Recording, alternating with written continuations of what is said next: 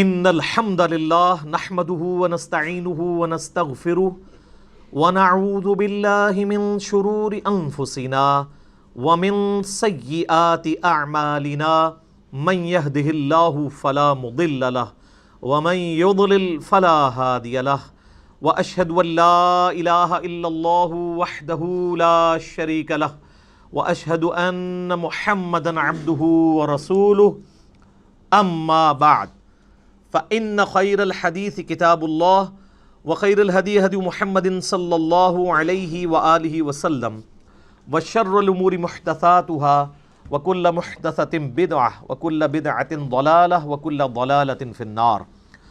أعوذ بالله السميع العليم من الشيطان الرجيم من همزه ونفخه ونفثه. بسم الله الرحمن الرحيم. رب اشرح لي صدري ويسر لي امري واحلل عقدة من لساني يفقهوا قولي. بسم الله الرحمن الرحيم.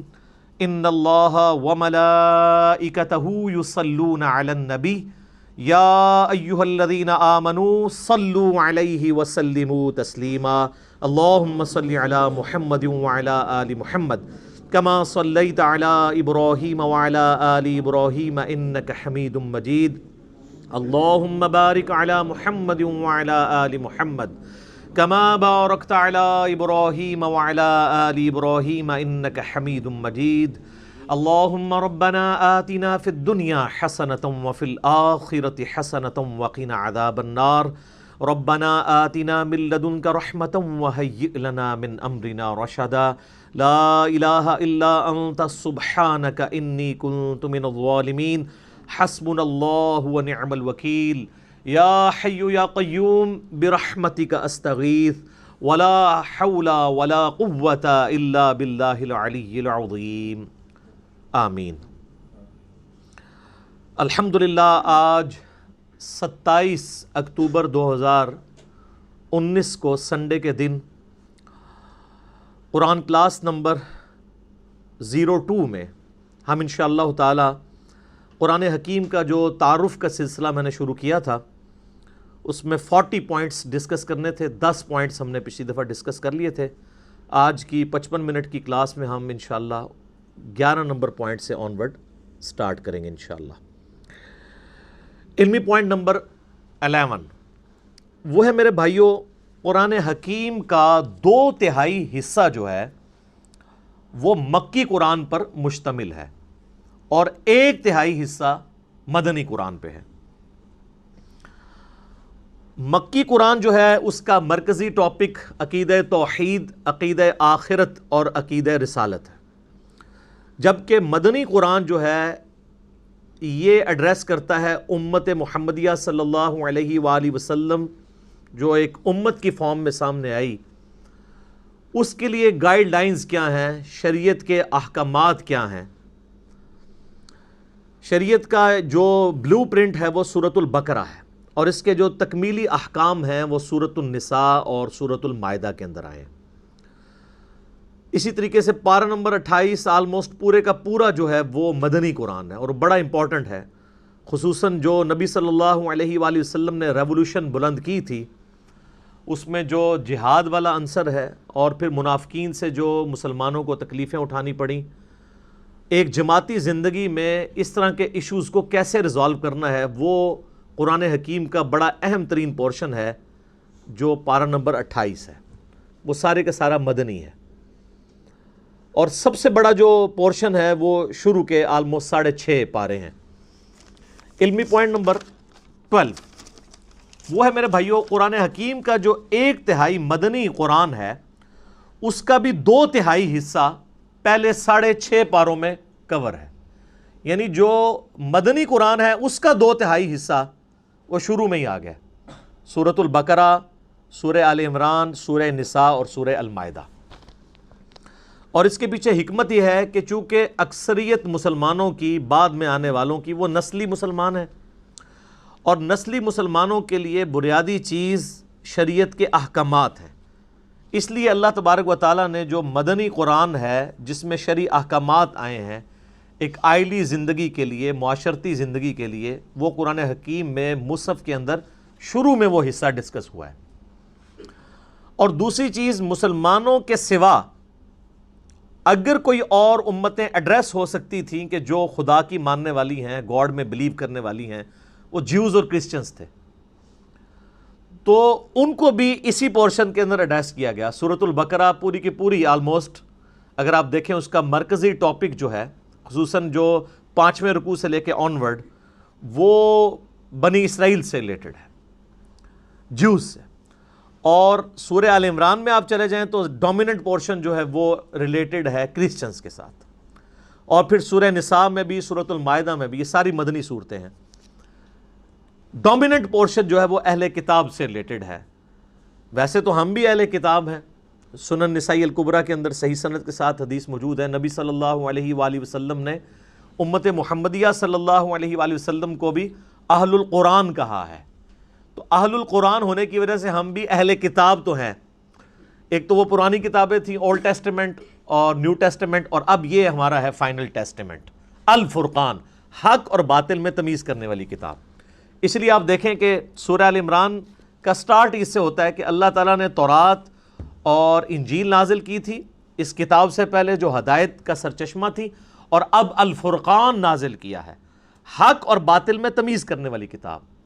اولڈ ٹیسٹمنٹ، نیو ٹیسٹمنٹ میں جو باتیں بھی اس فائنل ٹیسٹمنٹ سے ٹکراتی ہیں وہ ریجیکٹڈ ہیں، اور جو اس کے مطابق ہیں ان کو ہم منوان اسی طریقے سے قبول کرتے ہیں، کیونکہ وہ ٹیمپرڈ کتاب ہے۔ یہ اللہ تعالیٰ کی وہ کتاب ہے جو ٹیمپرڈ نہیں ہے، اور اس کے پیچھے حکمت یہ ہے کہ چونکہ آپ صلی اللہ علیہ وآلہ وسلم کے بعد اب کوئی پیغمبر نہیں آنا، تو اگر یہ کتاب بھی تبدیل ہو جاتی تو جب پیغمبر نے نہیں آنا تو پھر انسانیت کو ہدایت کیسے ملتی؟ اگلی کتابیں اگر ٹیمپر ہوتی تھیں تو پھر اللہ تعالیٰ نیا پیغمبر بھیجتا تھا، وہ پھر مشرکانہ جو عقائد تھے ان کی اصلاح کر دیا کرتا تھا۔ اب چونکہ آپ صلی اللہ علیہ وآلہ وسلم پر ختم نبوت ہو چکی ہے، اب قیامت تک کسی اور پیغمبر نے ایز اے نبی نہیں آنا، ایز اے امتی آنا ہے عیسیٰ ابن مریم نے، لیکن وہ بھی صحیح مسلم میں حدیث ہے کہ وہ تمہارے نبی صلی اللہ علیہ وآلہ وسلم پر نازل شدہ کتاب اور ان کی سنت کے مطابق فیصلہ کریں گے، وہ بھی امتی کی حیثیت سے آئیں گے۔ اب پیغمبر کوئی نہیں آنا، تو اگر اب بھی دین میں بگاڑ آئے، کتابیں اگر چینج ہو جائیں، اللہ کی طرف سے نازل کی ہوئی کتاب، تو پھر اصلاح کون کرے گا؟ اس لیے اللہ تعالیٰ نے اسے محفوظ کر دیا، اِنَّا نَحْنُ نَزَّلْنَا الذِّكْرَ وَإِنَّا لَهُ لَحَافِظُونَ۔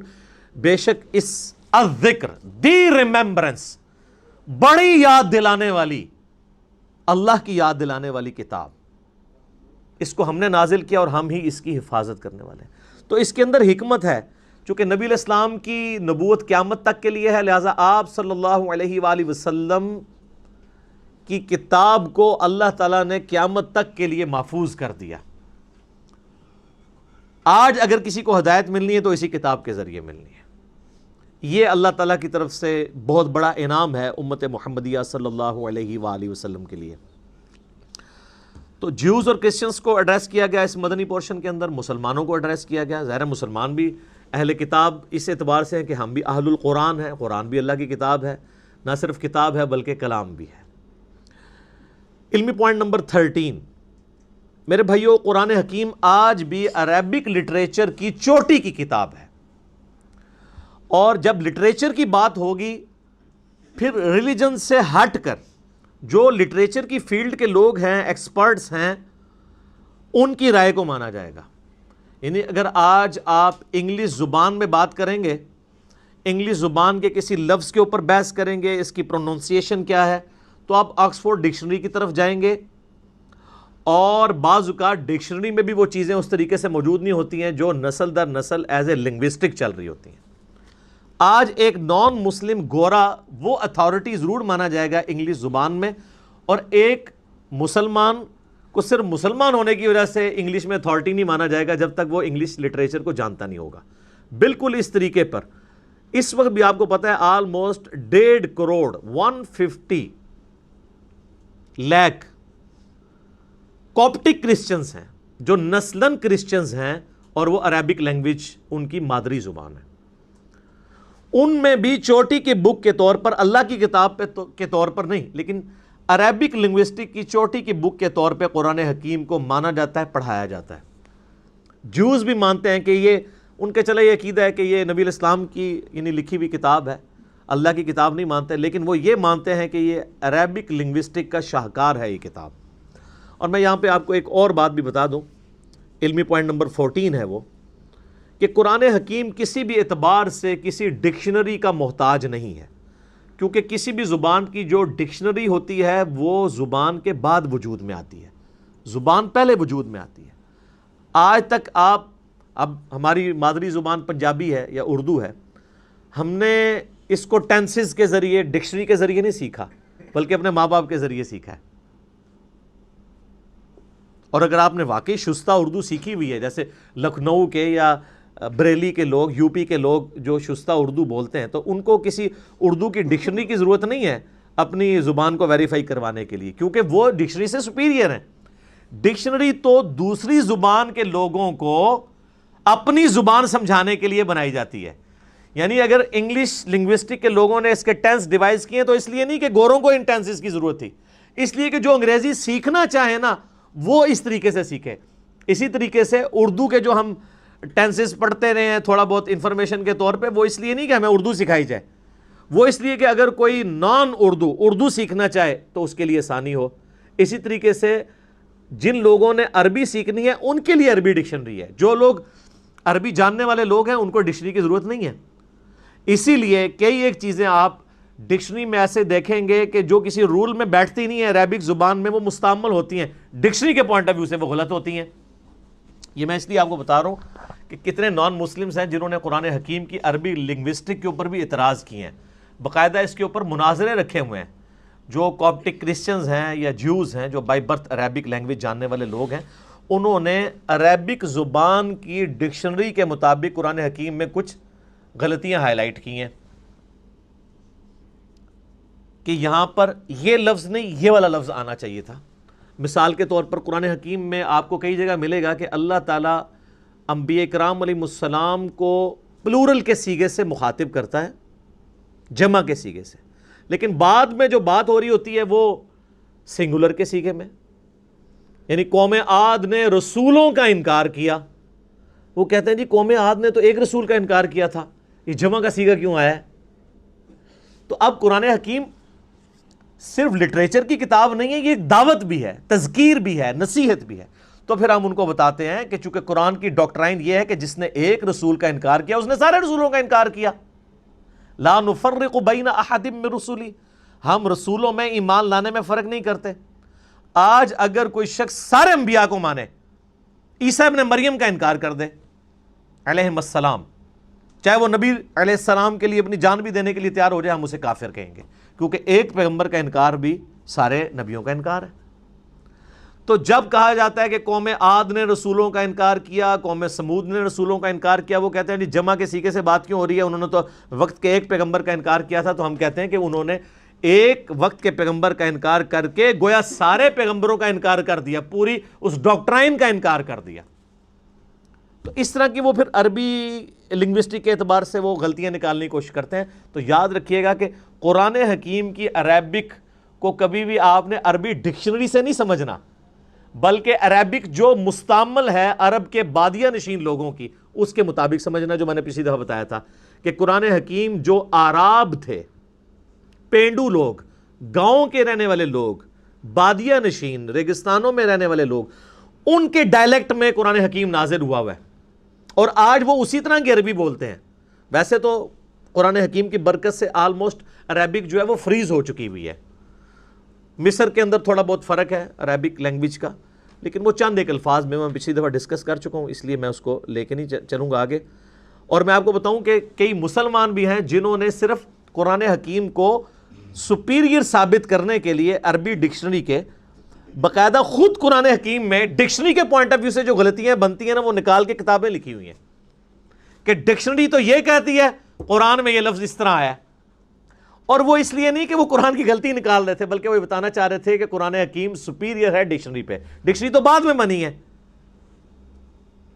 تو وہی پھر وہ اٹھاتے ہیں کچھ لوگ اور وہ کہتے ہیں نہیں قرآن میں یہ فالٹ، یہ فالٹ، یہ فالٹ، باقاعدہ اس کے اوپر مناظرے بھی ہوئے ہیں، مسلمانوں نے پھر اس کو کلیریفائی بھی کیا ہے، کتابیں بھی لکھی گئی ہیں اس ٹاپک کے اوپر۔ علمی پوائنٹ نمبر 15، قرآن حکیم میرے بھائیوں، ہمارے محبوب صلی اللہ علیہ وآلہ وسلم نے اپنی مبارک زندگی میں خود لکھوایا تھا۔ اس کی ایک ایک آیت، اس کی صورتوں کی ترتیب، اور کس جگہ پہ کون سی آیت مکمل ہوتی ہے، کون سی صورت پہلے ہے کون سی بعد میں ہے، سورۃ الفاتحہ سے لے کر سورۃ الناس تک ایک ایک ٹائنیز ڈیٹیل یہ ہمارے محبوب صلی اللہ علیہ وآلہ وسلم نے خود لکھوائی ہے ریٹن فارم میں۔ قرآن بھی کہتا ہے نا الذی علم بالقلم، قرآن حکیم کی جو پہلی 5 آیات سورۃ العلق کی نازل ہوئی ان میں اللہ تعالیٰ نے پین کے بارے میں کہا ہے کہ پین کے ذریعے، قلم کے ذریعے اللہ نے علم کو سکھایا ہے، نسل در نسل علم ٹرانسفر ہوا ہے پین کے ذریعے۔ اب اسی کی ماڈرن فارم آپ کے سافٹ ویئرز ہیں، پی ڈی ایفس ہیں، جو کچھ بھی ہیں الٹیمیٹلی پین ہی ہے نا، چاہے وہ ان پیج میں آپ ٹائپ کر لیں یا مائکروسافٹ آفس میں ٹائپ کر لیں، وہ پین ہی ہے ماڈرن فارم میں، سافٹ فارم میں۔ تو نبی علیہ السلام وہی لکھواتے تھے، پھر وہی لکھوانے کے بعد پھر آپ کراس چیک کرتے تھے۔ بخاری مسلم میں درجنوں احادیث اس پر گواہ ہیں، آپ علیہ السلام لکھوا کے پھر کہتے تھے پڑھو، وہ پڑھ کے سناتے تھے، پھر نبی علیہ السلام اس کو اگر کہیں پر غلطی ہوتی تھی ریکٹیفائی کرتے تھے لکھنے میں۔ اور پھر سورۃ القیامہ میں اللہ تعالیٰ نے باقاعدہ اس چیز کو ایڈریس کیا ہے کہ نبی صلی اللہ علیہ وآلہ وسلم کو اللہ تعالیٰ نے حکم دیا کہ جب قرآن نازل ہو آپ اپنی زبان کو تیزی سے حرکت نہ دیا کریں کہ اسے کریم کر لیں، ہمارے ذمے ہے آپ کو اس قرآن کو یاد کروانا اور اس کا بیان بھی۔ اس کانٹیکسٹ میں بخاری میں حدیث بھی ہے، عبداللہ ابن عباس کہتے ہیں کہ نبی علیہ السلام کے سینے پہ جب قرآن نازل ہوتا تو آپ اپنی مبارک زبان کو تیزی سے حرکت دیتے تھے، جو کچھ آپ کے سینے میں آتا تھا اسے بیان کرنے ریپیٹ کرتے تھے تاکہ میں کہیں بھول نہ جاؤں۔ تو اللہ تعالیٰ نے کہا یہ آپ بھولیں گے نہیں، یہ ہمارے ذمے ہے، قرآن کو یاد کروانا بھی اور اس کا بیان بھی، اس کی تشریح بھی سنت اور احادیث کی فارم میں، یہ اللہ تعالیٰ نے اپنے ذمے لیا۔ آپ علیہ السلام لکھواتے تھے، پھر کاؤنٹر ویریفائی کرتے تھے، سنتے تھے، حتیٰ کہ بخاری میں آتا ہے کہ نبی علیہ السلام سے ہر سال حضرت جبرائیل علیہ السلام دورہ قرآن کیا کرتے تھے۔ جتنا قرآن نازل ہوا ہوتا تھا نا، آپ علیہ السلام حضرت جبرائیل کو سنایا کرتے تھے اسی ترتیب سے، کون سی آیت کس جگہ پہ رکھی ہوئی ہے، کس صورت میں۔ یہ اکٹھی تو نہیں نازل ہوئی، بعض مکی صورتیں ایسی ہیں ان میں مدنی آیات ہیں، وہ اللہ تعالیٰ نے وحی کے ذریعے بتایا کہ جو مصحف لوح محفوظ میں اس کی ترتیب یہ ہے، آپ نے اس طریقے سے امت کو لکھوانا ہے۔ تو آپ علیہ السلام لکھواتے تھے، بلکہ جبرائیل علیہ السلام سے پھر دورہ قرآن ہوتا تھا، اس دورہ قرآن میں جبرائیل علیہ السلام آپ علیہ السلام سے قرآن سنتے تھے۔ اور بخاری میں حدیث ہے کہ سیدہ فاطمہ نے آپ علیہ السلام کی وفات سے کچھ عرصہ پہلے آپ علیہ السلام سیدہ فاطمہ کو ملنے گئے یا آپ کو ملنے کے لیے آئیں، تو آپ صلی اللہ علیہ وآلہ وسلم نے ان کے کان میں ایک بات کہی تو وہ رو پڑیں، اور ایک اور بات کی تو وہ ہنس پڑیں۔ پہلے آپ نے یہ بات کی کہ ہر سال جبرائیل علیہ السلام میرے پاس ایک دفعہ آتے تھے دورہ قرآن کے لیے، اس دفعہ 2 دفعہ آئے ہیں، مجھے لگتا ہے کہ میں آئندہ برس زندہ نہیں رہوں گا۔ تو اس پہ سیدہ فاطمہ رو پڑی۔ پھر آپ علیہ السلام نے ان کے کان میں کہا کہ کیا تم اس بات پہ خوش نہیں ہو کہ اللہ تعالیٰ نے تمہیں جنتی عورتوں کی سردار بنایا ہے، اور میرے مرنے کے بعد سب سے پہلے میرے اہل بیت میں سے تم مجھے آ کے ملو گی۔ 6 مہینے بعد ان کی ڈیتھ ہو گئی۔ تو اس پہ سیدہ فاطمہ خوش ہوئیں۔ یہ حدیث بخاری مسلم دونوں میں ہے۔ اما عائشہ کہتی ہیں حضور کی زندگی میں نے کوشش ہی نہیں کی میں سیدہ فاطمہ سے یہ پوچھوں کہ حضور علیہ السلام نے آپ کے کان میں کیا باتیں کی تھی جس پہ آپ روئیں اور ہنسی۔ پھر حضور کی وفات کے بعد میں نے سیدہ فاطمہ سے کہا کہ فاطمہ، جو میرا حق ہے تم پر، میں تمہاری ماں لگتی ہوں، اس حق کے سبب میں تم سے سوال کرتی ہوں کہ نبی علیہ السلام نے تمہارے کان میں کیا بات کی تھی۔ پھر انہوں نے دونوں باتیں ریپیٹ کی۔ تو 2 دفعہ دورہ قرآن کیا۔ لہٰذا یہ جو ایک دجال عورت پیدا ہوئی تسلیمہ نسرین بنگلہ دیش میں، جس نے کہا کہ یہ قرآن حکیم کی ترتیب جو ہے یہ توقیفی نہیں ہے بلکہ یہ خود سے لوگوں نے، صحابہ کرام نے اپنے اعتبار سے اس کو کیا مینج، نہیں، نبی علیہ السلام نے اس کی ترتیب اسی طریقے سے لکھوائی ہے جو اللہ تعالیٰ نے وحی کے ذریعے آپ کو بتائی تھی۔ اور آپ علیہ السلام امی تھے۔ اچھا، امی کے لفظ کے اوپر بھی لوگوں میں نا ایک بڑا عجیب سا، بعض اسے گستاخی سمجھتے ہیں اور بعض دوسری ایکسٹریم پہ چلے جاتے ہیں۔ امی ہونا آپ علیہ السلام کا کوئی عیب نہیں ہے۔ امی آپ اس اعتبار سے بھی تھے کہ سورہ شورى میں، قرآن حکیم میں اللہ تعالیٰ نے سورہ شورى کے اندر مکہ کو ام القریٰ کہا ہے، بستیوں کی ماں، کیونکہ سینٹرل آپ کی بعثت خاصہ عرب کے لوگوں کے لیے تھی، اس وجہ سے بھی آپ امی ہیں۔ اور اس اعتبار سے بھی امی ہے کہ آپ علیہ السلام نے کسی کی شاگردگی نہیں کی، آپ لکھنا پڑھنا نہیں جانتے تھے، اور یہ آپ کا عیب نہیں تھا، آپ کی خوبی تھی۔ ڈاکٹر اقبال کا شاعر ہونا ان کی خوبی ہے، لیکن نبی علیہ السلام کا شاعر ہونا ان کی خوبی نہیں ہے۔ قرآن میں اللہ تعالیٰ نے فرمایا سورہ یاسین میں، وَمَا عَلَّمْنَاهُ الشِّعْرَ وَمَا يَنبَغِي لَهُ، ہم نے ان نبی کو صلی اللہ علیہ وآلہ وسلم شعر کہنا نہیں سکھایا اور نہ ان کے شان ہے، کیونکہ اگر آپ شعر کہنا سیکھے ہوئے ہوتے تو لوگ کہتے کہ یار اتنے عرصے سے پریکٹس کر ہی رہا تھا تو ایک ریفائنڈ کتاب اس نے لکھی دینی تھی، کہ اس میں ملکوتی غنا، ایک ڈیوائن میوزک تو چلتا ہے، اگرچہ وہ برابر نہیں، آزاد نظم کا سٹائل ہے، لیکن بہرحال وہ ایک چیز تو ہے۔ الرحمن علم القرآن خلق الانسان علمہ البیان۔ تو نبی علیہ السلام نے پوری زندگی نہ کسی فلاسفر کی شاگردگی کی، نہ کسی شاعر کی، اسی لیے تو لوگ پھر حیران ہوئے کہ یار یہ اللہ تعالیٰ کا کلام ہے۔ تو آپ امی تھے، اور یہ آپ کا عیب نہیں تھا، آپ کی خوبی تھی، اور اس کا ذکر اللہ تعالیٰ نے سورۃ العنکبوت میں کیٹاگوریکل اس حوالے سے مینشن کیا ہے کہ آپ علیہ السلام کی یہ خوبی کیسے بن گئی۔ سورۃ العنکبوت میں اللہ تعالیٰ نے آیت نمبر ہے یہ 48، اعوذ باللہ من الشیطان الرجیم، وما کنت تتلو من قبلہ من کتاب، اور اے نبی صلی اللہ علیہ وآلہ وسلم اس کتاب کے نزول سے پہلے آپ کسی کتاب میں سے کوئی چیز پڑھ نہیں سکتے تھے، یعنی آپ کی کمپیٹنسی نہیں کہ آپ پڑھ سکیں۔ ولا تخطہ بیمینک، اور نہ آپ اپنے دائیں ہاتھ سے کچھ لکھ سکتے تھے، نہ آپ لکھنا جانتے تھے نہ پڑھنا جانتے تھے۔ اذا لارتاب المبطلون، اگر ایسا ہوتا تو یہ بات شک والوں کو شک میں ڈال دیتی کہ یہ کتاب آپ نے خود لکھ لی ہے۔ اب تو کوئی کہہ نہیں سکتا کہ آپ لکھنا پڑھنا جانتے، تو یہ آپ نے کیسے کتاب لی؟ یہ آپ نے نہیں لکھی، اللہ نے آپ کے دل پر نازل کی۔ بل ہوا آیات بینات، بلکہ یہ تو اللہ کی آیات ہیں، فی صدور الذین اوتوا العلم، ان کے سینوں میں جن کو اللہ نے علم دیا ہے۔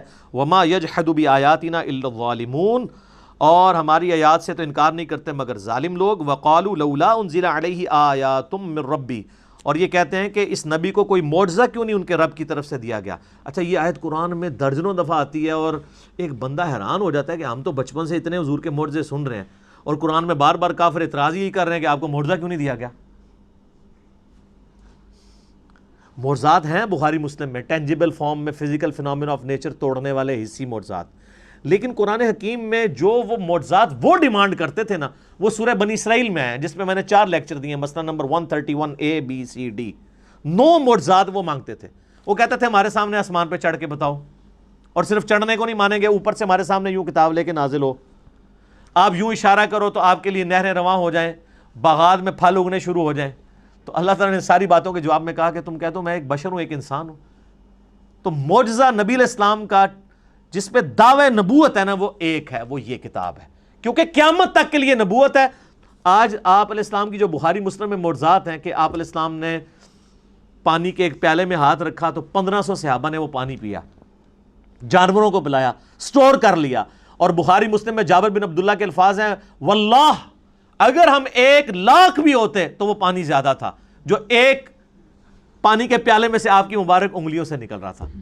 اور واللہ یہ معجزہ جو ہے نا، حضرت موسیٰ کے معجزے سے بھی بڑا ہے۔ حضرت موسیٰ علیہ السلام تو پتھر پہ آسا مار کے پتھر سے پانی نکل آتا ہے، گوشت میں سے پانی نہیں نکلتا، لیکن اس کو دعوی نبوت کے لیے کلیم نہیں کیا گیا۔ یہ تو صحابہ کے سامنے ہوا۔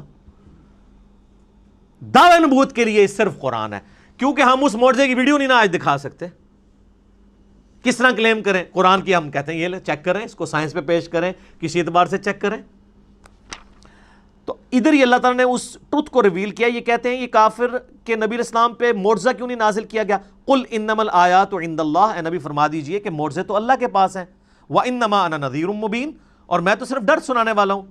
اولم یکفیہم، کیا ان کے لیے یہ معجزہ کافی نہیں ہے؟ انا انزلنا علیک الکتاب یتلی علیہم، کہ ہم نے ان کے اوپر کتاب نازل کی ہے جو ان پہ تلاوت کی جاتی ہے۔ یعنی نبی علیہ السلام کا واحد معجزہ کیا ہے؟ قرآن۔ یہ بڑا مشکل ٹاپک ہے، کیونکہ اس ٹاپک کو ڈسکس کریں گے تو گستاخی کا فتویٰ لگ جائے گا۔ اچھا جی، باقی معجزات کو نہیں مانتے؟ وہ مانتے ہیں، کلیم نہیں کرتے ان کو نبوت کی دلیل پہ، کیونکہ ہم اس کو پیش نہیں کر سکتے۔ کون فزیکلی اس کو چیک کروا سکتا ہے؟ آج جوس پیش کر سکتے ہیں حضرت موسیٰ علیہ السلام کا عصا نکال کے بھی لے آئے، وہ تابوت سکینہ میں کہتے ہیں پڑا ہوا ہے، لے آؤ، لاؤ اسے اجدا بنا کے بتاؤ۔ نہیں، عیسائی حضرت عیسیٰ علیہ السلام کے مردہ زندہ کرنے کو ویڈیو دکھا سکتے ہیں؟ تو ہم جس کی بنیاد پہ نبی علیہ السلام کے لیے پروفٹ ہونا کلیم کر رہے ہیں، ہم کہتے ہیں یہ لیں، دیکھیں فزیکل فارم میں آپ کے سامنے یہ معجزہ ہے۔ تو یہ قرآن حکیم کی آیات اس پر ثبوت ہیں کہ یہ کتاب ہے جو معجزہ ہے۔ ان فی ذلک لرحمہ، اس میں ہے بے شک اس میں ہے رحمت و ذکر لقوم یؤمنون، اور اس میں نصیحت ان کے لیے جو بات ماننا چاہیں گے. جو بات نہیں ماننا چاہتے ان کے لیے کوئی نصیحت نہیں ہے، جو بات ماننا چاہے گا اس کے لیے کتاب اللہ میں نصیحت ہے. تو یہ بڑا کریٹیکل ٹاپک ہے، اور اس میں آپ کو ضمناً بتا دوں، بخاری مسلم میں ڈیٹیلڈ احادیث ہیں. نبی علیہ السلام پہ جو پہلی وحی نازل ہوئی تھی غار حرا میں، وہ سٹارٹ یہ حدیث اس سے ہوتی ہے، مشکات میں آپ کو تیسری جلد میں مل جائے گی، کہ جب نبی علیہ السلام کی مبارک زندگی کا 40واں سال آیا تو آپ صلی اللہ علیہ وآلہ وسلم کا اچانک دل دنیا سے اچاٹ ہو گیا. آپ بڑی ایک ڈائنامک لائف گزار رہے تھے، کامیاب مکے کے تاجر تھے، مکے کی امیر ترین عورت کے ساتھ آپ کی شادی ہوئی تھی، اور آپ مکے کے رہنے والے ہر شخص کی آنکھوں کا تارا تھے، صادق اور امین تھے. اچانک ایک بندہ جو اتنا ایکسٹروورٹ ہو، گھر سے وہ کھانا پیک کر کے اور غار حرا میں جانا شروع ہو گیا، اور چند دنوں کے بعد فرشتہ آ گیا وہاں پہ. تو نیچے لوگوں نے یہ بھی سوچنا شروع کر دیا کہ یار یہ اکیلا غار میں بیٹھے رہتا تھا، ہو سکتا ہے اس پہ کوئی آسیب کا سایہ ہو گیا ہو. لیکن جب کلام سنا تو میں نے پچھلی دفعہ وہ زماد والی حدیث سنائی تھی نا، تو کتنا اثر ہوا ان کے اوپر. تو سیدہ خدیجہ کھانا باندھ کے دیا کرتی تھی. آپ کے بزرگ تو 2 سال تک کچھ کھاتے نہیں ہیں، لیکن نبی صلی اللہ علیہ وآلہ وسلم اپنا کھانا گھر سے لے کے جایا کرتے تھے. یہ ہے سچائی جو بخاری مسلم میں، وہ ہیں کہانیاں. تو وہاں پہ سیدہ عائشہ کے الفاظ ہیں بخاری مسلم دونوں میں کہ آپ پہ جب پہلی وحی نازل ہوئی تو فرشتہ انسانی شکل میں آیا اور اس نے آپ علیہ السلام کو کہا اقرا، پڑھ. تو نبی علیہ السلام نے کہا ما انا بقاری، میں تو پڑھا لکھا نہیں ہوں، امی تھے آپ. دوسری بار کہا، تیسری بار کہا، پھر اس نے آپ علیہ السلام کو سینے سے لگایا اور بھینچا، اور پھر کہا اقرا بسم ربک الذی خلق خلق الانسان من علق، اقرا، اور آگے وہ یعنی 5 آیات پوری. تو پھر نبی علیہ السلام نے اس کو ریپیٹ کیا. اس حدیث میں یعنی ان لوگوں کے موقف کو تائید حاصل ہوتی ہے جن کا یہ موقف ہے کہ نبی علیہ السلام کے سامنے کوئی لکھی ہوئی تختی پہ یہ آیات لائی گئی تھی. کیونکہ اگر اقرا سے مراد یہ ہوتا ہے کہ میرے پیچھے پیچھے ریپیٹ کرو، وہ تو بچہ بھی ریپیٹ کر لیتا ہے. اس کے لیے اس کو یہ نہیں کہنا پڑتا، اس کی زبان ہے کہ میں پڑھا ہوا نہیں ہوں. یعنی کوئی چیز ریٹن فارم میں آپ کے سامنے لا کے رکھی گئی اور آپ کو کہا گیا. اور یہ بھیجنے کی برکت یہ ہوئی کہ آپ علیہ السلام نے وہ لکھا ہوا بھی پڑھ لیا. لہٰذا یہ جو سورۃ العنکبوت کی آیت ہے نا کہ اس قرآن کے نزول سے پہلے آپ کتاب سے کچھ پڑھ نہیں سکتے تھے، تو اس کا مطلب ہے اس کتاب کے نزول کے بعد اللہ نے آپ کو یہ معجزہ بھی دے دیا کہ آپ پڑھ لیتے تھے. یہ ڈائریکٹ استعداد آپ کے اندر پیدا ہو گئی. پھر آپ نے وہ آیات پڑھی، پھر آپ واپس آئے کانپتے ہوئی حالت میں، سیدہ خدیجہ کو کہا مجھے کمبل اڑا دو، انہوں نے تسلی دی. بخاری مسلم کے الفاظ ہیں کہ آپ یتیموں کے پر سرے جو ہے وہ شفقت، دست شفقت رکھتے ہیں، آپ محتاجوں کا جو ہے وہ حاجت پوری کرتے ہیں، آپ مہمان نوازی کرتے ہیں، آپ جو تنگ دست لوگ ہیں ان کی مدد کرتے ہیں. اللہ تعالیٰ آپ کو کبھی بھی بے یار و مددگار نہیں چھوڑے گا. پھر وہ ورقہ ابن نوفل جو ان کے کزن تھے، جو ایک کرسچن تھے، ان کے پاس لے گئیں. انہوں نے جب یہ باتیں سنی تو انہوں نے کہا یہ وہی ہے جو موسیٰ علیہ السلام کے پاس آئی تھی، عنقریب آپ کی قوم آپ کو اس شہر سے نکال دے گی. تو نبی علیہ السلام نے کہا مجھے یہ نکال دیں گے، یہ تو مجھ سے بڑی محبت کرتے ہیں. انہوں نے کہا آپ سے پہلے جس نے بھی توحید کی بات کی ہے اس کے ساتھ اس کی قوم نے یہی کچھ کیا. اگر میں اس وقت تک زندہ رہا تو میں آپ کی مدد کروں گا. لیکن وہ پہلے ہی فوت ہو گئے. ورقہ ابن نوفل رضی اللہ تعالیٰ عنہ، نبی علیہ السلام کی انہوں نے یعنی جو نبی ہونا ہے اس چیز کو پہچان لیا، حالانکہ وہ نابینا تھے صرف کلام سن کے. تو اس سے پتہ چلتا ہے کہ آپ علیہ السلام بعد میں یعنی پڑھنے کی استعداد آپ میں آ گئی تھی، اور لکھنے کی بھی بالکل ایسا نہیں تھا کہ آپ بالکل کچھ نہیں لکھ سکتے تھے. ان لوگوں کے موقف کو تائید ہوتی ہے کہ وہ یہ کہتے ہیں کہ نبی علیہ السلام اس کتاب کے نزول سے پہلے، الفاظ ہے اس کتاب کے نازل ہونے سے پہلے نہ آپ دائیں ہاتھ سے لکھ سکتے تھے نہ پڑھ سکتے تھے، کیونکہ بعد میں لکھنا ثابت بھی ہے. میرا یوٹیوب پہ کلپ ہے نبی علیہ السلام کی ہینڈ رائٹنگ، لیکن آپ کو مہارت نہیں تھی لکھنے میں، کیونکہ جس بندے نے کبھی لکھا نہ ہو تو کبھی کبھار وہ لکھے تو مہارت نہیں ہوتی. اور وہ حدیث ہے بخاری میں جو صلح حدیبیہ کا معاہدہ لکھا جا رہا تھا، محمد رسول اللہ کو کٹوایا تھا سہیل ابن عمرو نے، بعد میں خیر مسلمان ہو گئے، کہ ہم تو آپ کو اللہ کا رسول نہیں مانتے تو آپ محمد بن عبداللہ لکھیں. سر عمر سیریز دیکھ لیں، اس میں ساری چیزیں فلمائی ہوئی ہیں۔ تو پھر نبی علیہ السلام نے مولا علی سے کہا، تو انہوں نے کہا یا رسول اللہ میں آپ کا نام نہیں مٹاؤں گا۔ حالانکہ حکم ادب پہ فوقیت رکھتا ہے، لیکن نبی علیہ السلام نے بھی اس چیز کو سمجھا کہ محبت کی وجہ سے ہی کہہ رہا ہے۔ پھر آپ نے فرمایا اچھا مجھے بتاؤ میں خود کاٹتا ہوں۔ تو بخاری کے الفاظ ہیں، آپ نے محمد رسول اللہ پر لکیر پھیر کے اپنے مبارک ہاتھوں سے محمد ابن عبداللہ لکھا، اور وہ راوی حدیث کہتا ہے کہ نبی علیہ السلام لکھ رہے تھے لیکن آپ لکھنے پہ مہارت نہیں رکھتے تھے، یعنی آپ کی ہینڈ رائٹنگ اتنی واضح نہیں تھی، بہرحال آپ نے جو بھی تھا وہ لکھ لیا۔ یعنی چاند ایک الفاظ لکھنے سے ثابت ہو گیا آپ علیہ السلام تھوڑا بہت لکھ بھی لیتے تھے، پڑھنے کی استعداد آپ میں آ گئی تھی، اور ویسے بھی وہی کو آپ کاؤنٹر ویریفائی کرتے تھے سننے کے بعد۔ کئی کاتبین وہی اس میں یعنی شامل تھے جو جن کی ڈیوٹیز اس حوالے سے نبی صلی اللہ علیہ وآلہ وسلم نے لگائی ہوئی تھی۔ تو یہ امی کو بھی میں نے کلیئر کر دیا کہ امی کا مطلب کیا ہے، یعنی یہ نعوذ باللہ اس کا مطلب کوئی جاہل ہونا نہیں ہے، یعنی آپ علیہ السلام کا یہ معجزہ تھا، اللہ تعالیٰ نے آپ کو اس طریقے سے رکھا۔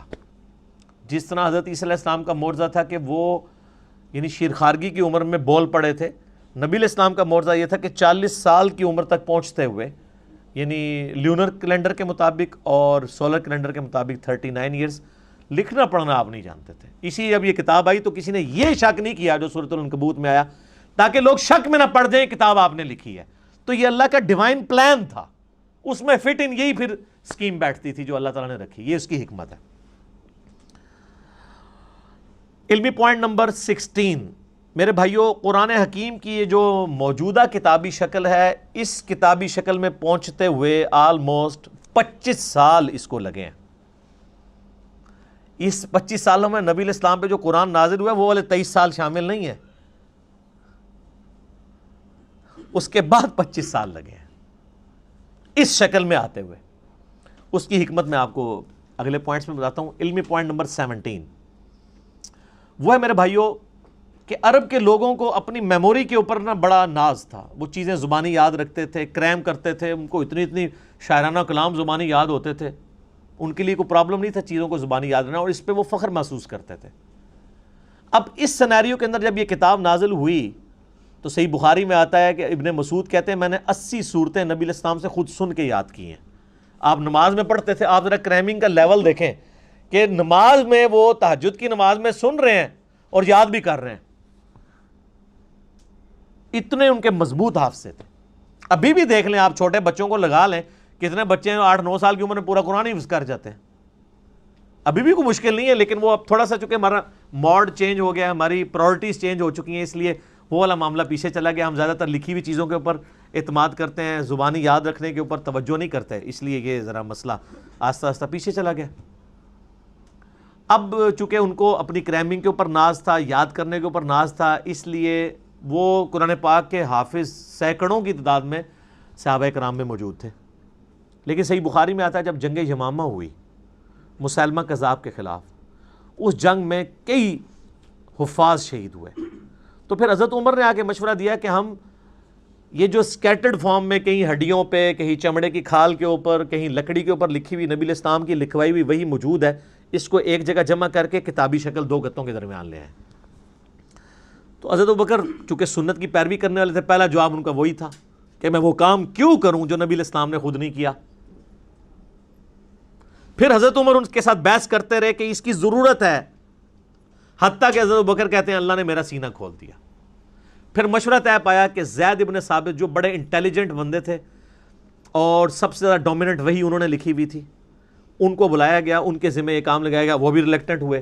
پھر ان کے ساتھ صحابہ نے بحث کی، وہ مان لیا انہوں نے، اور بخاری میں الفاظ ہیں، انہوں نے کہا کہ اگر مجھے حضرت ابوبکر یہ ڈیوٹی لگاتے نا، یہ پورا پہاڑ یہاں سے یہاں شفٹ کرنا ہے، تو وہ آسان کام تھا۔ قرآن پاک کی ذمہ داری میرے پہ لگانا ایک پوری امت کے اعتبار سے میرے پہ بڑی ذمہ داری تھی۔ زبانی لوگوں کو یاد تھا، آج بھی حافظ ہی اس کو پڑھ کے اینڈ پہ آپ دیکھتے نہیں لکھا ہوتا ہے ہم نے قرآن کو حرف حرف پڑھا، اس میں کوئی غلطی نہیں ہے، یہ کوئی نسخے سے نہیں میچ کرتا، کریمنگ کوئی حفاظ نہیں اس کو۔ لیکن حضرت ابوبکر یہ چاہتے تھے جو نبی علیہ السلام نے اپنے نوٹس لکھوائے ہیں اس کے ساتھ کاؤنٹر ویریفائی کیا جائے، اور اس کے لیے طے پایا کہ ریٹن ریکارڈ موجود ہونا چاہیے، جو بھی آپ اس میں لکھیں گے اور کم از کم 2 بندے اس کو ریٹن میں جسٹیفائی کریں گے۔ لیکن اس میں ایک آیت ایسی تھی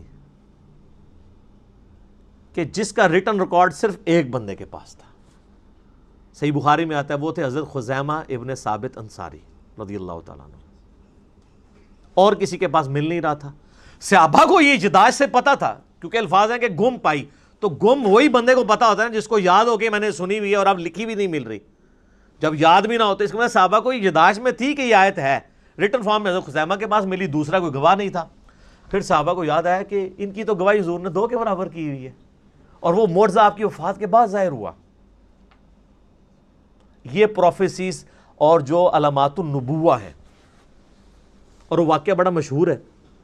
نبی علیہ السلام نے ایک یہودی کے ساتھ ایک جانور کا سودا کیا۔ آپ گھر جب رقم لینے کے لیے، مال لینے کے لیے گئے، پیچھے سے کسی نے اس کو زیادہ قیمت لگا دی، وہ مکر گیا۔ آپ علیہ السلام واپس آئے تو اس نے کہا آپ نے سودا ہی نہیں کیا۔ آپ نے فرمایا تم مجھے نہ دو لیکن کم از کم مجھے جھوٹا تو نہ کرو۔ انہوں نے کہا نہیں، آپ نے سودا ہی نہیں کیا، اگر کیا تو گواہ لائیں۔ گواہ کوئی بھی نہیں تھا۔ تو حضرت خزیمہ وہاں سے گزر تھے، انہوں نے کہا میں گواہی دیتا ہوں کہ تم نے سودا کیا۔ معاملہ رفع دفع ہو گیا۔ جب وہ چلا گیا تو حضور نے کہا تم نے کیوں گواہی دی صلی اللہ علیہ وسلم؟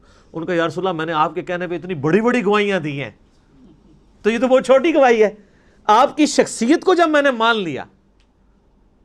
یعنی ہمارے پورے دین اسلام کی بنیاد جو ہے نا وہ رسول اللہ پہ کھڑی ہوئی ہے صلی اللہ علیہ وسلم۔ اس قرآن کو ہم نے اللہ کی کتاب کس کے کہنے پہ مانا ہے؟ نبی صلی اللہ علیہ وسلم کے کہنے پہ۔ قبر کے عذاب کو، آخرت کے معاملات کو، جنت کو، یہ ساری چیزیں آپ کے کہنے۔ تو ان کا جب میں نے اتنی بڑی بڑی چیزیں، یہ تو چیز ہی کوئی نہیں۔ تو آپ علیہ السلام نے پھر ان کو آنری طور پہ فرمایا تھا کہ ہر معاملے میں 2 گواہوں کی ضرورت ہے۔ جہاں میرا خزیمہ ایک آ گیا نا تو اس کی گواہی 2 کے برابر مان لینا۔ اور وہ سر حضرت ابوبکر کے دور میں معجزہ ظاہر ہوا، بخاری میں موجود ہے۔ وہ پھر اللہ تعالیٰ کے نبی علیہ السلام کو اللہ تعالیٰ نے یہ زندہ معجزہ امت تک ٹرانسفر کیا کہ ان کی گواہی کے اوپر وہ پھر آیات قرآن حکیم میں داخل کی گئی۔ لقد جاءکم رسول من انفسکم، یہ والی آیات، اور ایک روایت میں کسی دوسری آیت کا ذکر آتا ہے۔ بہرحال تو یہ ریٹن ریکارڈ کو سامنے رکھا جاتا تھا، اور پھر میچ کر کے تو پھر ایک مصحف تیار کیا گیا۔ وہ مصحف پوری زندگی حضرت ابوبکر کے پاس رہا، حضرت ابوبکر کی وفات کے بعد حضرت عمر کے پاس رہا، حضرت عمر نے اپنی وفات کے بعد ام المومنین اور اپنی بیٹی سیدہ حفصہ کو دے دیا، اور یہ سیدہ حفصہ کے پاس وہ مصحف تھا جو حضرت ابوبکر نے لکھوایا۔ یہ بخاری کی حدیث یہاں پہ کنکلوڈ ہو جاتی ہے۔ اب اگلا پوائنٹ، علمی پوائنٹ نمبر 18، وہ ہے کہ قرآن حکیم کی جو قرات ہے، اس کو قریش کی قرات میں سیدنا عثمان غنی رضی اللہ تعالیٰ عنہ نے اسٹیبلش کر کے باقی ساری کی ساری جو ڈائلیکٹ تھے اس میں اگر ریٹن فارم میں بھی تھی، وہ سارے کے سارے نسخے جلوا دیے تاکہ امت میں اختلاف نہ پیدا ہو۔ وہ بخاری میں حدیث ہے، حذیفہ ابن یمان کہتے ہیں کہ ہم نے آذربائیجان کی جنگ کے لیے، یعنی رشیا کی طرف جب حملہ کرنے لگے حضرت عثمان کے دور میں، تو ہم نے جو رومن اور پرشین امپائر جو مسلمانوں کے انڈر آ چکی تھی قادسیہ اور یرموک کے بعد، ان علاقوں میں ہم لوگوں کو ابھار رہے تھے جہاد کے لیے۔ جب وہاں پہنچے تو ہم نے لوگوں کو دیکھا کہ وہ ایک ہی قرآن کی صورت کو مختلف ڈائلیکٹ میں پڑھ رہے ہیں، چونکہ ظاہر ہے وہ سارے نان عربک مسلمان ہوئے تھے نا، جس میں آج بھی اے بے تے پڑھ رہے ہوتے ہیں ہمارے لوگ۔ تو حضرت حذیفہ ابن یمان آئے کا بخاری کے الفاظ ہیں، اے امیر المومنین امت کو تباہی سے بچائیں، امت میں تو اختلاف پیدا ہو جائے گا اس طریقے سے۔ تو حضرت عثمان غنی رضی اللہ تعالیٰ نے اس چیز کو بھانپ لیا، تو انہوں نے کہا کہ وہ جو نسخہ حضرت ابوبکر نے لکھوایا تھا نا، وہ سیدہ حفصہ سے لے کے آؤ، اور جہاں پہ کہیں اختلاف آئے اس معاملے میں تو قریش کی قرات میں ریٹن ریکارڈ رکھو۔ پھر انہوں نے کئی ایک نسخے لکھوائے، اور یعنی حضرت عثمان کے آلموسٹ آپ سمجھ لیں دور کے آخری حصے کی بات ہے، میں نے اس لیے 25 سال کا ذکر کیا تھا، وہاں کے مصحف عثمانی یہ فائنل ہوا، اس لیے ہم اس کو مصحف عثمانی کہتے ہیں۔ اس لیے نہیں کہ حضرت عثمان نے لکھوایا، اس لیے کہ انہوں نے حضرت عثمان نے اس کو جو ہے وہ قریش کی قرات میں لکھوایا۔ نبی علیہ السلام کہ یہ جو صحابی حضرت عثمان غنی رضی اللہ تعالیٰ عنہ کا یہ کارنامہ اتنا بڑا کارنامہ ہے کہ اس پہ کسی کو اختلاف نہیں ہے۔ ایون آپ شیعہ تفاسیر بھی اٹھائیں تو شیعہ نے اپنی صحیح سند کے ساتھ قرآن حکیم کی تفاسیر میں لکھا ہے کہ مولا علی کہتے تھے کہ حضرت عثمان نے جو کچھ اپنے دور میں کیا، اگر میں ان کی جگہ ہوتا تو میں بھی یہی کرتا۔ امت کا احسان، امت پہ احسان ہے حضرت عثمان غنی رضی اللہ تعالیٰ عنہ کے وہ نسخے، جو میں نے پچھلی دفعہ بتایا تھا، وہ ٹاپ کاپی میوزیم میں بھی رکھا ہے، جس پہ حضرت عثمان کے وہ خون کے قطرے بھی گرے تھے، فَسَيَكْفِيكَهُمُ اللَّهُ سورۃ البقرہ کی آیات پہ، ان کے مقابلے پہ اللہ تیرے لیے کافی ہے۔ تو مصحف عثمانی اس لیے اسے کہا جاتا ہے، اور آج تو کاربن ڈیٹنگ کے ذریعے چیک بھی ہو سکتا ہے۔ تو یہ حضرت عثمان غنی رضی اللہ تعالیٰ عنہ کو جو کہا جاتا ہے نا کہ آپ قرآن جمع کرنے والے ہیں، یہ غلط ہے. آپ قرآن جمع کرنے والے نہیں، جمع نبی علیہ السلام نے اپنی مبارک زندگی میں لکھوایا اور حضرت بکر نے اس کو ایک جگہ 2 گتوں کے درمیان کیا، اور قریش کی جو قرات والا جو اختلاف تھا اس کو ختم کر کے قریش کی قرات میں قرآن حکیم کو حضرت عثمان غنی رضی اللہ تعالیٰ نے ایک جگہ اسٹیبلش کیا. تو یہ اس کی پوری ہسٹری تھی. علمی پوائنٹ نمبر 19 وہ ہے میرے بھائیوں، یہ جو قرآن حکیم کا ہمارے پاس مصحف عثمانی ہے، اس پہ سنی اور شیعہ کا اجماع ہے. یہ بڑا پراپوگنڈا ہوتا ہے مناظروں میں بھی کہ جی شیعہ اس قرآن کو نہیں مانتے، اور آپ کو حیرانگی ہوگی کہ شیعہ سنیوں کے اوپر بھی اعتراض کرتے ہیں کہ سنی قرآن میں تحریف مانتے ہیں. وہ میرا آپ یوٹیوب پہ کلپ دیکھ لیں کیا شیعہ کافر ہیں، تو میں نے اس میں یہ ساری چیزیں کھولی ہیں. پریکٹیکلی اس وقت پوری دنیا کے پاس یہی قرآن ہے، مشرق سے لے کر مغرب تک، شمال سے جنوب تک. انڈونیشیا کا مسلمان ہو، افریقہ کا مسلمان ہو، رشیا کا ہو، امریکہ کا ہو، سب کانٹیننٹ کا ہو، کہیں سے قرآن پڑھنا شروع کریں، آیت آدھی پڑھیں چھوڑ دیں، اگلی آیت وہ پڑھے گا. دنیا میں اس وقت ملینز آف حفاظ موجود ہیں. کوئی دوسری رائے نہیں ہے قرآن حکیم میں کہ کوئی کہ کوئی آیت یہ آیت ادھر نہیں تھی ادھر ہے، یا آیت کے الفاظ جو ہے وہ غلط طریقے سے کوئی پڑھتا ہو. یہ مصحف عثمانی جو میرے ہاتھ میں ہے، یہ بلو بائنڈنگ میں آپ دیکھ رہے ہیں. یہ شاہ فہد پرنٹنگ پریس سعودیہ سے شائع ہوا ہے، اور یہ کاتب نے کمال رائٹنگ، یہ خط نسق میں لکھا ہوا ہے، جو ہم تاج کمپنی والی جو رائٹنگ ہے جو ہم یہاں سب کانٹیننٹ کے لوگ پڑھ سکتے ہیں. محمدی بولڈ فونٹ جسے کہتے ہیں، آلموسٹ اس کے قریب ہے، بل اتنا نہیں ہے. وہ عرب کے لوگ تو وہ ٹریڈ عربک فونٹ چلتا ہے جس کو یہاں کے لوگ اتنی آسانی سے، یہ انہوں نے بلو بائنڈنگ میں سعودیہ والوں نے سب کانٹیننٹ کے لوگوں کے لیے اور باقی لوگوں کے لیے چھاپا ہوا ہے. اور گرین جو بائنڈنگ ہے گرین کلر کی، اس میں انہوں نے عرب کے لوگوں کے لیے، اس میں عربی دوسرے سٹائل میں لکھی ہوئی ہوتی ہے، وہ چپٹی سی خط ریحان ٹائپ کی. یہ بلو بائنڈنگ میں، اور یہ کاتب ہے دمشق کا، شام کا، اس کا نام ہے عثمان طاہا. یہ اس کاتب نے لکھی ہے، اور کمال اس نے لکھا ہے، ایسے انداز میں اس نے رائٹنگ کی ہے کہ ہر صفحے پہ آیت ختم ہو رہی ہے. یہ کتنا بڑا کمال ہے کہ آلموسٹ آپ یہ دیکھ لیں کہ یہ قرآن حکیم جو میرے پاس مصحف ہے، اس کے 600 کے قریب 600 پلس صفحات ہیں، اور ہر صفحے پہ آیت ختم ہو رہی ہے. اور یہ بھی نہیں کیا کہ الفاظ کو توڑ موڑ دیے جائیں، ایک جتنے الفاظ ہیں، اور اس نے اس زبردست انداز میں اس کو لکھا ہے. کمپیوٹر میں تو یہ پاسبل تھا، اس بندے نے ہاتھ سے لکھا ہے. کتنا بڑا کارنامہ ہے اس بندے کا. اور یہ اللہ نے اس کو اتنی قبولیت دی ہے کہ آج دنیا میں یہی قرآن چھپ رہا ہے، عثمان طاہا کا لکھا ہوا. یہی قرآن ایران والوں نے بھی اس سے یہ مخطوطہ لیا ہوا ہے. ایران میں بھی یہی قرآن چھپتا ہے جو سعودیہ سے. آپ ایران ہو گیا، بس یہ ہے کہ اس کی بائنڈنگ ریڈ ہے، اس کی بلو ہے. ایران والوں نے اس کا ذرا کلر ڈیفرنٹ کر لیا ہے، قرآن ایک ہی ہے. اچھا، آپ کو پڑھایا گیا جو شیعہ 40 پارے مانتے ہیں، قرآن ہو رہا ہے. آج تک آپ نے خود جا کے کبھی شیعہ کی کسی امام بارگاہ میں جا کے قرآن اٹھا کے چیک کیا ہے؟ پراپوگنڈا چلتا ہے. سر جب آپ اس طرح کے جھوٹے پراپیگنڈے کرتے ہیں نا، پھر اس کا نقصان یہ ہوتا ہے کہ جو مخالف ہے نا، وہ اپنے اس عقیدے میں اور کانفیڈنٹ ہو جاتا ہے کہ یہ تو ہے ہی اتنے جاہل ہیں، جو اتنے جھوٹے ہمارے اوپر الزامات لگا رہے ہیں، تو ان کی باقی باتیں بھی غلطی ہوں گی. ایک اور آپ نے بڑا جھوٹ سنا ہوگا، جی وہ شیعہ میں حافظ قرآن کوئی نہیں ہوتا. اسماعیلیوں کے بارے میں بھی بہت مشہور ہے. سر اسماعیلیوں میں ایسے ایسے خاندان ہیں کہ ہر بچہ ہی حافظ ہے. مجھے کویت سے ایک بھائی نے ای میل کی، وہ بتانے لگا وہ اسماعیلی تھا، پھر میرے لیکچر سن کے وہ جو ہے وہ فرقہ واریت سے نکلا. تو مجھے بتانے لگا کہ ہمارے خاندان میں کوئی بندہ ایسا نہیں جو حافظ نہ ہو، لیکن بس حافظ ہی ہے، بلکہ حافظ ہے پنجابی والا، ترجمہ نہیں آتا، عقیدے قرآن کے مطابق نہیں. اور یہاں مشہور کیا ہے جی وہ شیعہ حافظ نہیں ہو سکتا. وہ اس لیے کہ شیعہ کے اندر یہاں پہ اب مدرسے بننے شروع ہیں حفظ کے، تو ادھر اس ہمارے سب کانٹیننٹ میں ٹرینڈ نہیں ہے حفظ کرنے کا، چونکہ یہاں پہ زیادہ تر مدرسے تھے سنیوں کے، سنی یعنی بریلوی، دیوبندی، اہل حدیث تینوں. یہاں پہ وہ حفظ کرواتے تھے، پورا سسٹم چل رہا، تو ظاہر ہے وہ حافظ ہی بن کے نکلنے تھے. تو لیکن ایران میں آپ چلے جائیں، وہاں حفظ کے مدرسے ہیں، ہزاروں حافظ ملیں گے آپ کو. یہاں پہ بھی اب انہوں نے کچھ سلسلہ شروع کیا تو حفاظ ملیں گے. ہمارے پاس ہمارے وہ جو حیدر بھائی آتے ہیں، وہ قم یونیورسٹی سے پڑھے ہوئے ہیں، تو وہ حافظ بھی ہیں اور ماشاءاللہ بہترین پروننسیشن ہے ان کی. تو یہ یعنی ایک جھوٹا پراپوگنڈا کیا جی وہ حافظ نہیں ہو سکتا چونکہ یہ قرآن کو مانتے نہیں تھے لہٰذا ان میں حافظ ہی کوئی نہیں ہے. کہانی ہے چل رہی ہے, 40 پارے ہیں, وہ جی 30 پارے وہ 10 پارے وہ کہتے ہیں بکری کھا گئی.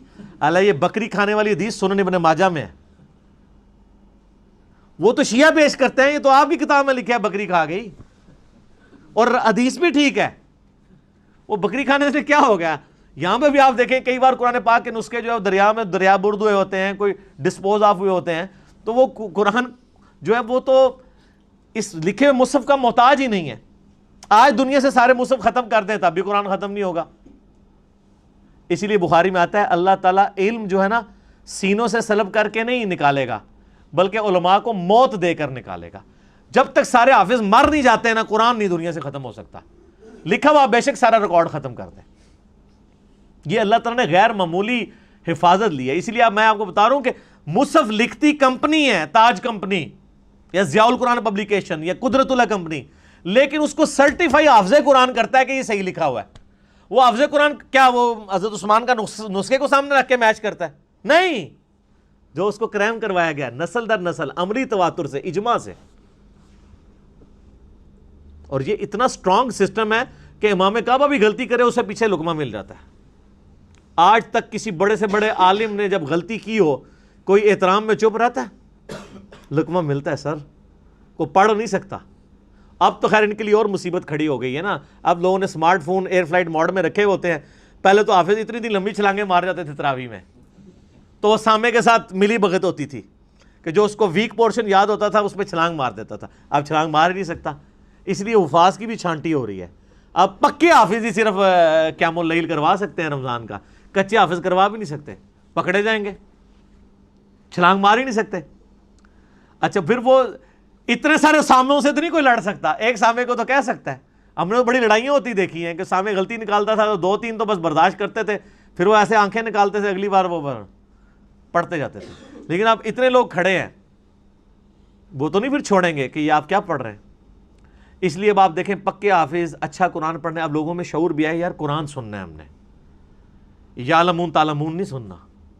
تو لوگ بڑی یعنی کنسنٹریشن کے ساتھ ایسی مساجد کے اندر جاتے ہیں جہاں سکون سے قرآن پڑھا جاتا ہو, لوگ قرآن کو انجوائے کرتے ہیں. یہ یعنی اسمارٹ فون کی برکت اس حوالے سے ہے. اب اس دن سے ڈریں کہ یہ علماء یہ فتوی نہ دے دیں کہ اسمارٹ فون میں قرآن پڑھنا اور سننا حرام ہے, تاکہ ان کی جان چھوٹ دے. ہاں ایک بندے نے کہا, میرا کوشچن بھی چڑھا ہوا ہے کیا موبائل پہ قرآن پڑھ سکتے ہیں؟ اس نے کہا جی قرآن پڑھ تو سکتے ہیں لیکن اس قرآن کا ثواب نہیں ملے گا.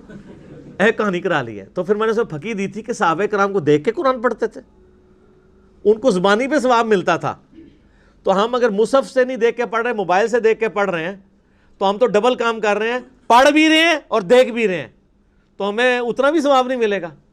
وہ تو خالی زبانی پڑھتے تھے سوائے ان لوگوں کے جن کے پاس مصحف تھا اور وہ حافظ نہیں تھے. تو یہ حفاظ والا بھی پورا پراپوگنڈا کیا ہوا جی کہ جی وہ حافظ جناب ہو ہی نہیں سکتا کوئی. علمی پوائنٹ نمبر 20, اور وہ ہے میرے بھائیوں قرآن حکیم کی 7 قرات اسٹیبلش ہیں. اگرچہ ہم ایک ہی قرات کو لے کے چل رہے ہیں جو امام حفص جو عبداللہ ابن مسعود کے یعنی آگے سے شاگردوں میں سے ہیں, وہ قرات دنیا میں اسٹیبلش ہے, اسی میں امام کعبہ قرات کرتا ہے, بڑے بڑے قرات کے مقابلے اسی میں ہوتے ہیں. لیکن جو باقی جو 6 قرات تھیں وہ اللہ تعالیٰ نے بخاری مسلم میں حدیث ہے نبی علیہ السلام نے فرمایا, میرا 7 قرات کے اوپر کلپ بھی ہے کہ اللہ تعالیٰ نے امت کو آسانی دی. لیکن وہ قرات جو ہے وہ اس طریقے سے صرف جو 7 عشرہ جن قرآن نے کورس کیا ہوا ہے ان کو آتی ہے.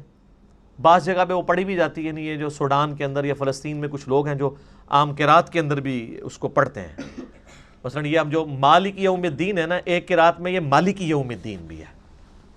ٹھیک ہے, وَالضُّحَىٰ وَاللَّيْلِ اِذَا سَجَا, تو ایک قرات میں ہے یہ وَالضُّحَىٰ وَاللَّيْلِ اِذَا سَجَے. یہ ڈائلیکٹ بدل گیا. جو میں نے بتایا تھا نا, ہم یہاں پہ کہتے ہیں ادھر آ, اور پنڈی کے لوگ کیا کہتے ہیں ادھر آ. یہ وہی ہے وَالضُّحَىٰ وَالضُّحَىٰ. تو یہ مختلف قرات چل رہی ہیں, اور اب سعودی عرب نے 7 قرات والے قرآن بھی چھاپ دی ہیں. ہر قرات کا قرآن لادہ سے یعنی پڑھنے کے. ویسے تو عرب کے لوگوں کو تو یہ جو اعراب ہے یا اس کو حرکات کہنا اپروپریٹ ورڈ ہے، اعراب تو نہیں کہنا چاہیے. اعراب تو وہ حالت ہوتی ہے جس میں وہ حرکات زبر زیر پیش کی وجہ سے چلا جاتا ہے. یہ ایک لفظ آراب ہے. آراب کہتے ہیں پینڈو لوگ، بادیہ نشین. قالت الاعراب آمنا.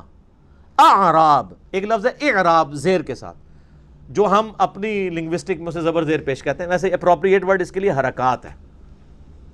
ان حرکتوں کی وجہ سے، حرکات کی وجہ سے جو اعرابی حالت بنتی ہے نا، وہ یعنی عربی لنگوسٹک کے پوائنٹ آف ویو سے، جیسے کہ ویسے لفظ ہے حالت رفع میں ہوتا ہے لفظ محمدن، لیکن دروشی میں کیا ہے؟ محمدن. کیوں؟ علی آ گیا، اللہم صلی علی محمدن. لیکن اذان میں محمدن ہے، کیوں؟ انا آ گیا، انا کی وجہ سے پیش زبر میں بدل گیا. اشہد ان محمد در رسول اللہ. کلمے میں ہم پڑھتے ہیں محمد الرسول اللہ، اور اذان میں پڑھتے ہیں محمد در رسول اللہ، اور دروشی میں محمدن. زبر زیر پیش کا فرق دیکھا آپ نے؟ تو یہ مختلف حالتیں آ جاتی ہیں. تو یہ حرکات کی عرب کے لوگوں کو ضرورت نہیں ہوتی ہے. عرب کے لوگوں کو آپ سمپل زبر ڈال کے دینا اور وہاں پر کھڑی زبر آتی ہو جو ڈبل کھینچی جاتی ہے، ایک الف کے برابر 2 حرکت، وہ اس کو ڈبل ہی کھینچیں گے، ان کی زبان پہ چڑھے گا ہی نہیں.